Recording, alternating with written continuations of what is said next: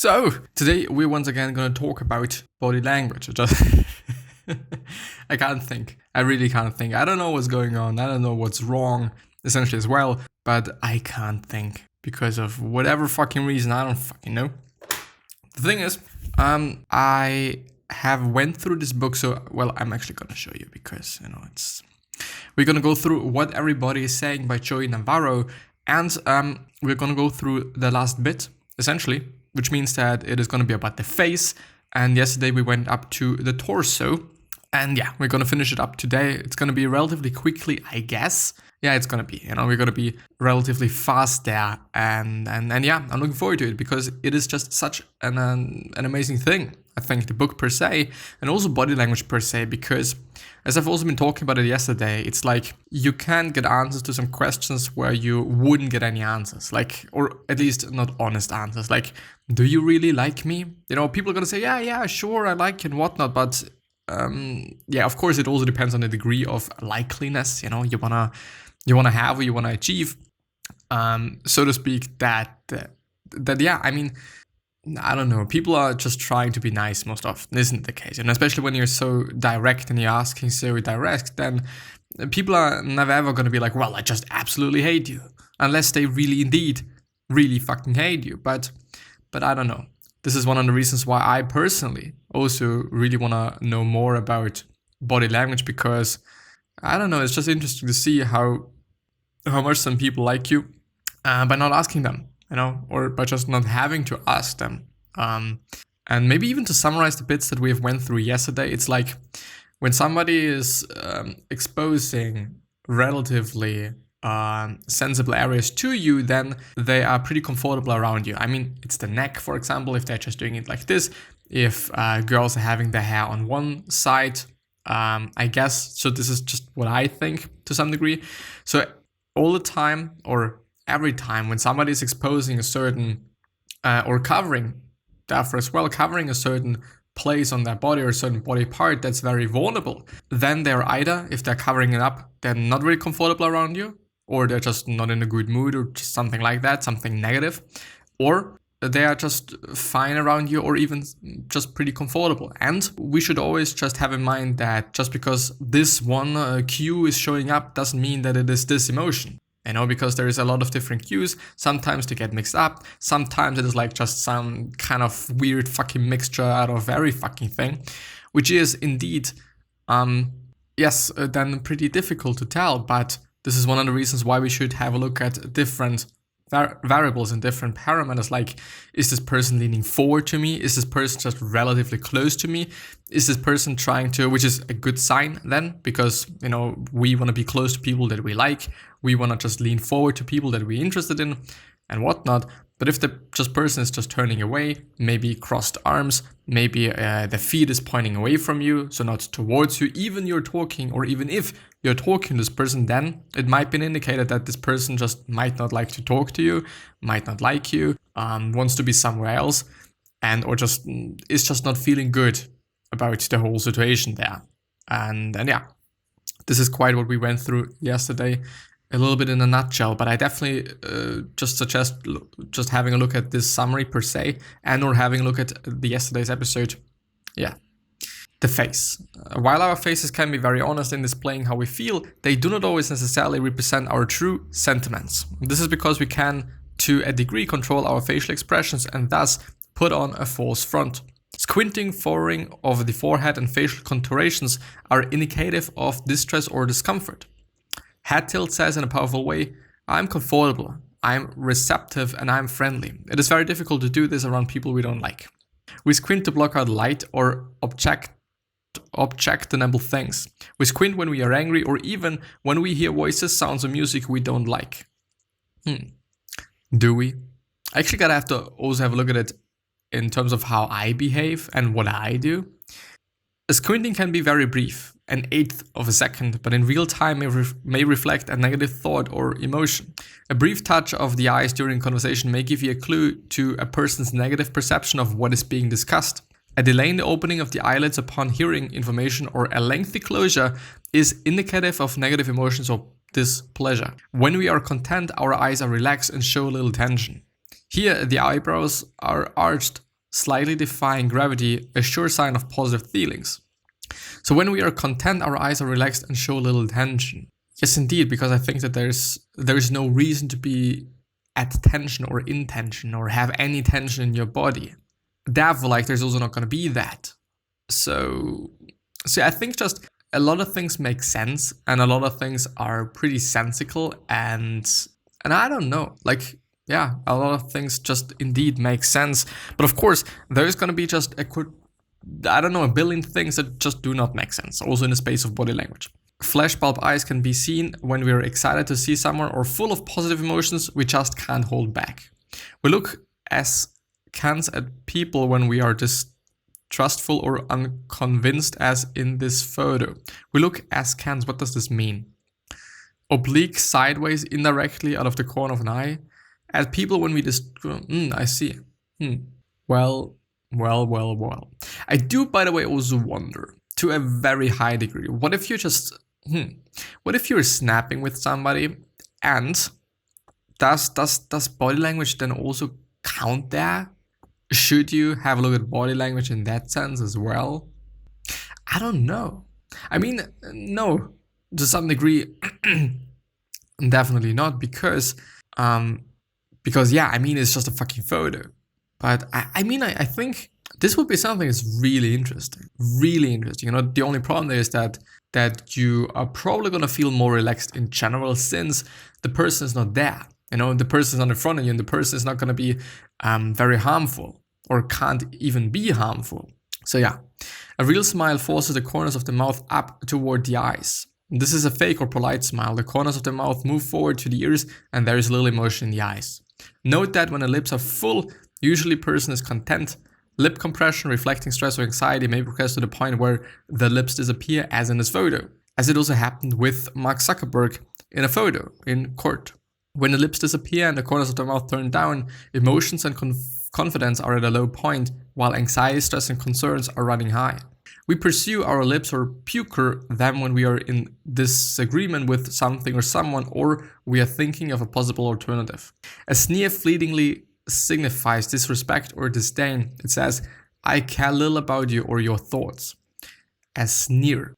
What is a sneer? I don't know what a sneer is. Curl of the one lips. Smug smile. Smile. I actually wanna look it up, because I don't know what it is. And also just the fucking translation there is not giving me what I wanna have. Perfect engagement. No, I do just wanna... Always thought about... Is it this one? I wonder. What if I just sneer? It's this one. Okay. I see, could be true. I don't know. Lip licking is a pacifying behavior that tends to soothe and calm us down. You see it in class just before a test. Tongue jutting is seen when people get caught doing something they shouldn't. They screw up, or they're getting away with something. It is very brief. I don't know what is jutting. I don't know what jutting is. Poke out, bulge out, overhang. Is it like having your tongue out? I don't know. A furrowed forehead is an easy way to assess for discomfort or anxiety. When we are happy or content, you hardly see this behavior. Yes. As discussed previously, the flaring of nostrils is a facial cue that signals that a person is aroused. The flaring. Is flaring just red and some shit? I guess. We crinkle our nose to indicate dislike or disgust. This is very accurate, but at times fleeting. In some cultures, it is very pronounced. When confidence is lower, when we are concerned for ourselves, the chin will tuck in, forcing the nose down. Again, closing up things, not being vulnerable. When we feel positive, the chin comes out and the nose is high, both signs of comfort and confidence. Being like this. When confronted with mixed signals from the face, such as happiness cues along with anxiety signals or pleasure behavior seen alongside this pleasure displays, or if the verbal and nonverbal facial messages are not in agreement, always side with the negative emotion. Is it just because, you're gonna be safe then? Because I mean, if you're interpreting and just if you're interpreting body language in a way that you think that it is positive, then I don't know, then whatever you might be doing or you're just about to do might not be that smart, I guess. So just going for the negative thing and just being like, well, I'm not going to do a lot, because maybe the person is like, well, yeah, what's going on and shit like that. I don't know. And then well, I might have just read this person in the wrong way. I don't know. Detecting deception. Most people, both laypersons and professionals, are not very good at detecting lies. The truth is that identifying deceit is so difficult that repeated studies began in the 1980s show that most of us, including judges, attorneys, clinicals, police officers, FBI agents, politicians, teachers, mothers, fathers, and spouses, are not better than chance 50-50 when it comes to detecting deception. And we show discomfort when we do not like what is happening to us, when we do not like what we're seeing or hearing, or when we are compelled to talk about things we would prefer to keep hidden. We display discomfort first in our physiology due to arousal of the limbic brain, our fucking lizard brain. When we are uncomfortable with those around us, we tend to distance ourselves from them. This is especially true of individuals trying to deceive us. This is, I think, a very good cue for seeing if somebody likes us by just going, how close are they to you? Do they want to be close to you? I don't know. Like, I do have a feeling that people that just don't like you, they're not going to be near you. Because why? Why should they? There's no fucking reason to do that.